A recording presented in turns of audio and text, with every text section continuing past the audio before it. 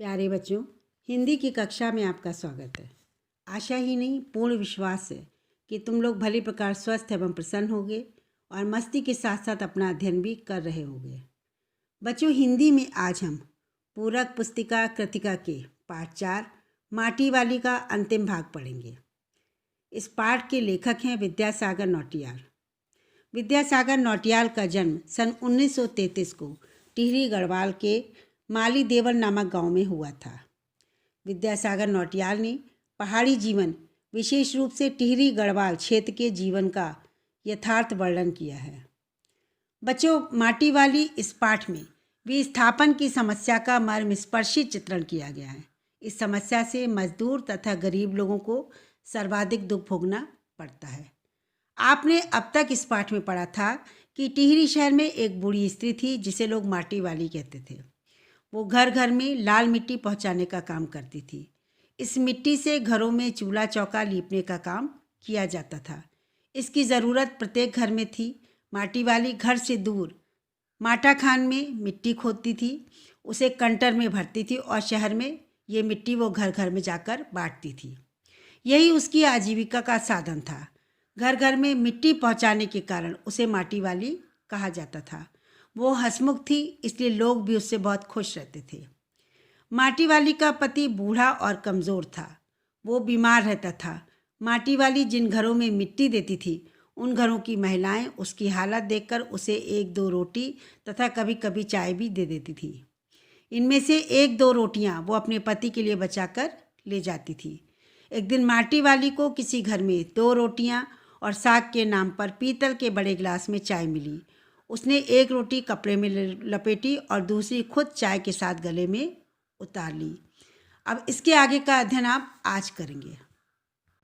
बच्चों, अगला मुख्य बिंदु है मालकिन का पुरानी वस्तुओं से लगाव। तो आपने देखा था कि मालकिन ने उसको 2 रोटियां और पीतल के गिलास में चाय दी थी। मालकिन ने उसे पीतल के गिलास में जब चाय दी तो माटी वाली ने कहा कि चाय तो बहुत अच्छा साग है। माटी वाली ने कहा कि ये पीतल के गिलास तुमने संभाल कर रखे, वरना ये कहीं भी दिखाई नहीं देते हैं। तब मालकिन ने कहा कि यह हमारे पुरखों की गाढ़ी कमाई की निशानी है। इन पुरानी चीज़ों से बहुत लगाव है। हमारे पूर्वजों ने पता नहीं कैसे मुश्किल के दिनों में 2-2 पैसे जोड़कर या 2-2 पैसे बचाकर ये चीज़ें खरीदी होंगी, जिनकी आजकल के लोगों की नज़रों में कोई कीमत नहीं है। लेकिन मैं तो पुरखों की कमाई की निशानी को बेकार में नहीं बहा सकती। अगला मुख्य बिंदु है बच्चों ठकुराइन के घर से निकलकर दूसरे घर में माटी वाली का जाना। ठकुराइन के घर से प्रस्थान करने के पश्चात बुढ़िया को अगले घर में मिट्टी ले जाने का आदेश था। साथ ही उसे वहाँ भी 2 रोटियाँ मिल गई थीं। उसने उन दोनों रोटियों को भी गठरी में बांधकर रख लिया। बूढ़े की खुशी के लिए उसने इस सामाजिकता की उपेक्षा करते हुए भी रोटियां रख ली थी। इस प्रकार आज बुढ़िया के पास कुल मिलाकर कितनी रोटियां हो गई थी? 3 रोटियां जमा हो गई थी। पहले जिस घर में मिली थी उसमें से उसने 1 रोटी बचा ली थी, 1 रोटी खुद चाय के साथ खाई थी। दूसरे घर में उसे फिर 2 रोटियां मिल गई, तो अब उसके पास 3 रोटियां जमा हो गई थी और अब वो सीधे घर की ओर जा रही थी। बच्चों, रास्ते में माटी वाली केवल अपने पति के बारे में सोचती रही। माटी वाली का गांव शहर से बहुत दूर था। तेज चलने पर भी घर पहुंचने में उसे 1 घंटा लग जाता था। वो प्रतिदिन अपने घर से सुबह जल्दी ही निकल जाती थी और पूरा दिन माटा खान में मिट्टी खोदती थी और विभिन्न घरों में यानी अनेक घरों में से वो पहुंचाती थी। इसी में उसका पूरा दिन निकल जाता था। घर पहुंचने से पहले रात होने लगती थी। वो रोटी पहले नहीं दिखाएगी। वो रास्ते भर सोचती थी कि आज वो अपने पति को पहले रोटी नहीं दिखाएगी, प्याज को कूट कर और तल कर फिर उसे अपने बूढ़े पति को रोटी के साथ परोस देगी। लेकिन उसी दिन माटी वाले के पति की मृत्यु हो जाती है। आज बुढ़िया विचार ही कर रही थी कि वह बूढ़े पति को सूखी रोटी नहीं बल्कि प्याज के साथ देगी। रास्ते में आते समय बुढ़िया ने 1 पाव प्याज खरीद लिए थे, परंतु वो जैसे ही घर पहुंची तब पता चला कि उसके बूढ़े पति को ना रोटी की ज़रूरत नहीं, ना ही तले हुए प्याज की। प्रतिदिन बूढ़ा मिट्टी वाली के पाँव की आहट सुनकर हमेशा चौंक जाता था, परंतु आज वो नहीं चौंका। माटी वाली ये सब देखकर घबरा गई थी। उसने अपने पति को छूकर देखा तो वो स्वर्ग से धार चुका था, अर्थात उसकी मृत्यु हो गई थी। बच्चों, इसके बाद इस पाठ में बताया गया है कि टिहरी बांध वहाँ पे बन रहा था। तो जब कोई भी बांध बनता है या किसी भी जगह का निर्माण होता है तो जो लोग वहाँ रहते हैं गरीब एवं मजदूर, उनको रहने की समस्या हो जाती है।